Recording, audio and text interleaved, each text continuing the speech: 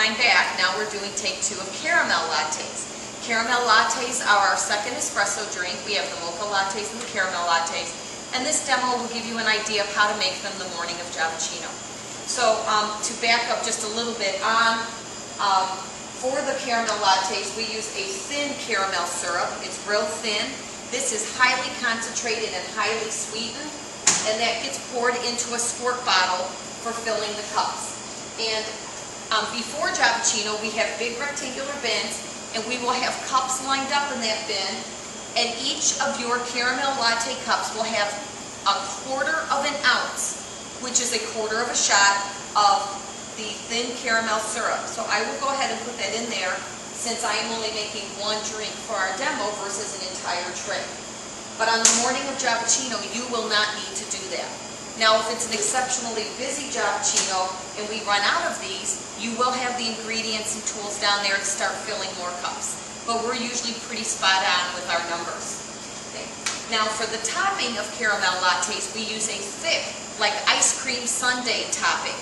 And so to show you how to open these cans for pouring, it's a little bit different. You always clean the top of the can first in case there's dust or dirt. And sometimes, you know, like in the warehouses, you might have rodents that have like crawled over these. And you want to make sure they're clean so nothing falls into your syrup. Now, to open these type of cans for the purpose of pouring, you use this type of bottle opener, okay? And you're using the pointed end. And there's a little bitty piece on here that sticks out, and that you're going to catch right here on the outside of the can. And then you just push, and it makes a hole. Now, you need to make a hole on the opposite side, or else it'll create a vacuum, and the caramel won't come out of the can. Okay? And now you will fill your bottles. And you can do the same thing with the chocolate. And then when this can's almost empty, you can go ahead and slice the rest off and use a rubber scraper to get the rest of the caramel out.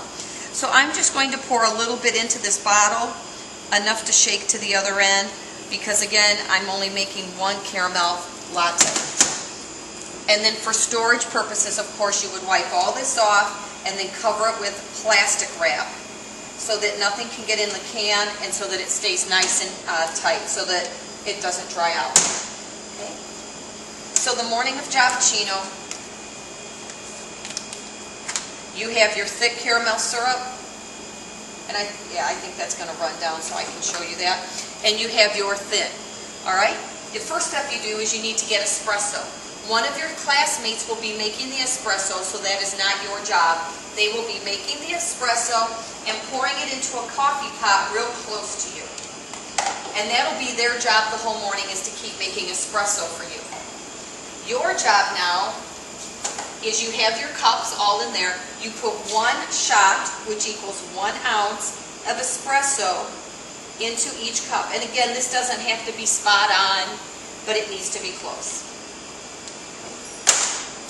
Then you will have a percolator there full of hot milk. Now, I have not filled this percolator because I'm only making one drink. So my hot milk right now is just in this measuring cup for demonstration purposes only. And I pour this, and I still leave a little room at the top so that I can put the whipped cream on. And then you give this a quick stir to make sure the caramel has been incorporated through the milk and the espresso, both of them. Then you top it with whipped cream, and you give it some caramel syrup. Let's see if I can get enough down. Yeah, here we go.